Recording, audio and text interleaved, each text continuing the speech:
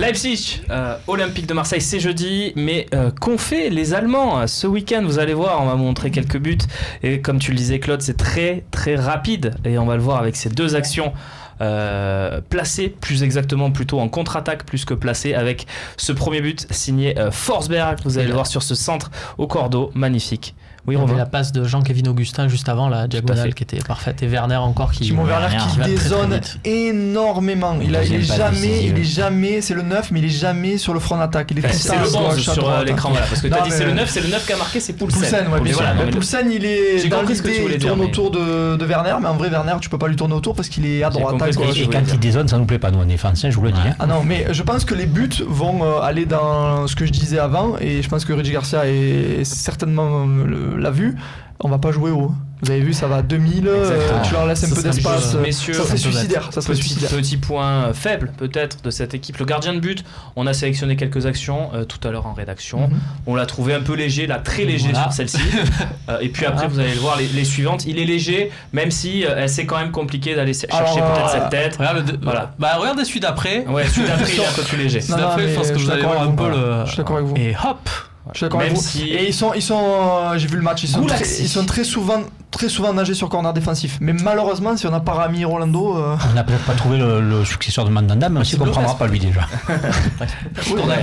Allez, on va voir la compo de Leipzig et puis après, messieurs, on fera un petit coach c'est nous. Le coach c'est nous, évidemment. Gulaxi dans les cages, donc on l'a vu. International hongrois quand même, c'est pas... Ouais, qui remplace le fameux Kirali qui a joué jusqu'à 50 ans avec le survêt Hummel. Évidemment. Une défense avec donc les jeunes Konaté ou Upamecano. De coup, parce qu'il les connaît très bien, ces bas de survêt. Bien sûr, et je les porte, évidemment. Oui. C'est la belle couleur. Je l'ai, évidemment. Konaté ou Upamecano, c'est jeune, quand même. Le capitaine, il est donc... le capitaine est suspendu. Willy Orban, évidemment. Donc c'est jeune quand même, défensivement. Donc il y a peut-être un coup à faire. Et puis ça prend des buts, Leipzig, malgré tout, même si ça en met beaucoup. La force de frappe, elle est au milieu de terrain et en attaque. Excusez-moi, mais en plus, tu dis c'est jeune. C'est... 18-19 ans, non? C'est ça? Oui. Parce non, c'est juste pour refaire un petit débat sur Camara, quoi, tu vois. Là, non, mais eux, ils mettent, quoi. Ils posent pas la question, quoi. C'est leur politique. C'est un club, ils recrutent ils mettent d'abord en C'est juste pour donner encore un petit peu d'eau. On dit, non, mais ça, c'est pas possible et tout. Bon, les autres le font, quoi. Autour des joueurs vedettes, Forsberg, Keita et Werner, voilà des joueurs comme Bruma, un portugais qui avait un peu disparu et qui s'est relancé, ou le danois Poulsen en pointe. Je crois qu'il a retrouvé d'ailleurs Rolando en sélection portugaise. Et non mais c'est un bon joueur, Bruma. Bien sûr. Et puis Werner, Werner c'est la star. Il est exceptionnel et il avait marqué un but, je sais pas si vous vous souvenez, en équipe de France, match amical Allemagne-France, là le 2-2, c'est lui qui met sur une galette de Mesut Özil, il met un but à Mandanda. Mais il est formidable ce joueur. Très bon. J'adore ce super joueur. Le coach c'est nous, messieurs, c'est maintenant. Vous avez 5 minutes pour me faire le 11 de l'Olympique de Marseille pour affronter Leipzig, avec tout ce qu'on s'est dit depuis le début de l'émission, avec la compo qu'on vient de voir. Tiens, on a un Zako sur Twitter. Leipzig, oui, j'allais le dire. joue un match important contre les Ils sont totalement dans le coup. Après le match, plus que ça, ils jouent la deuxième place. Ils sont pas loin de Schalke. Un point à prendre. Donc on parle du turnover.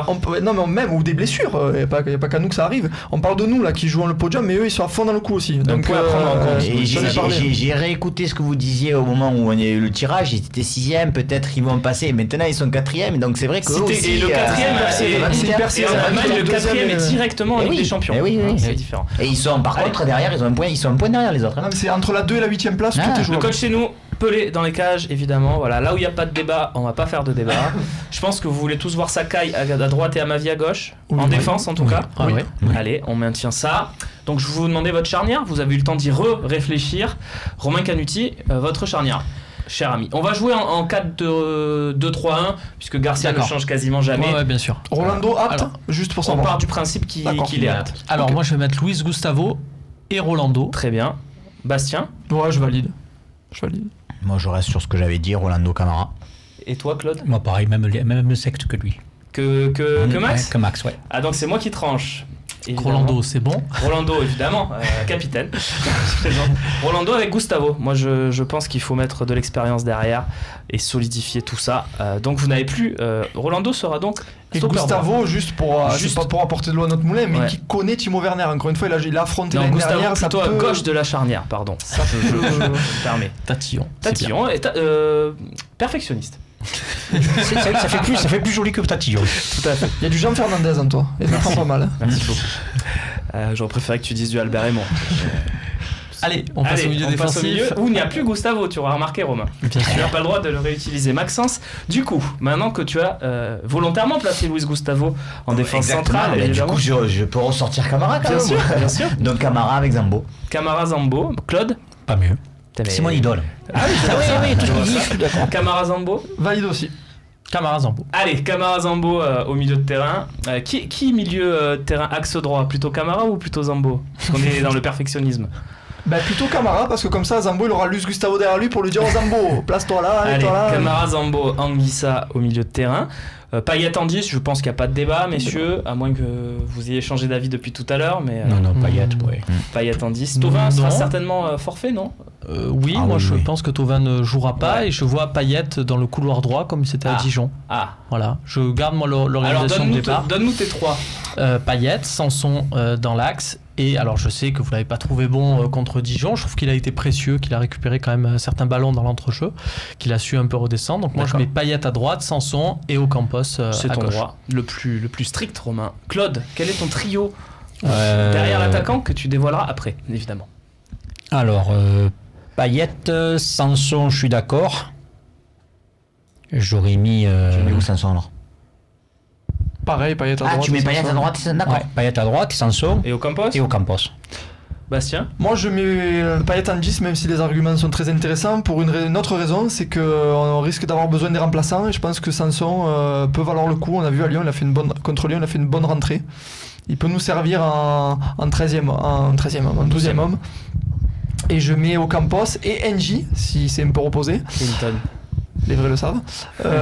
Par rapport à la lenteur de la défense de Leipzig, donc je joue sur leurs défauts et je me dis que si on joue bas, Clinton il peut apporter. Donc je mets NJ à droite, Payet en 10 et Ocampos à gauche. Et Sanson qui rentre.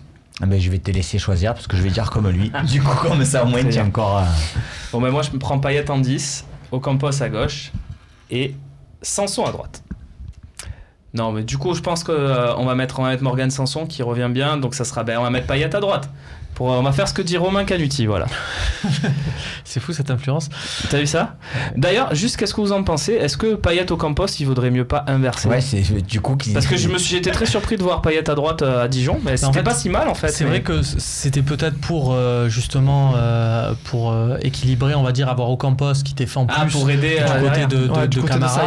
Et c'est vrai que là peut-être et tu le dis effectivement du côté de Saïd qui était leur attaquant le plus dangereux, et peut-être que là du coup en fonction de Timo Werner ça peut changer. Enfin, on verra. Pas que de Timo Werner, mais... Il y avait aussi l'option Bounassar pour renforcer le côté droit, mais vous ne l'avez pas choisi, messieurs. On passe à l'attaquant. Costas pour Romain. Costas. Je le sais. Claude. Valère. Max. Valère aussi. Valère. Allez, voilà. Germain. Voilà votre compo, messieurs. Dites-nous ce que vous en pensez, tiens, sur Twitter, #LiveTalk, allez-y. C'est le moment des questions-réponses d'ailleurs, donc c'est parti pour ces 10 minutes avec nos consultants.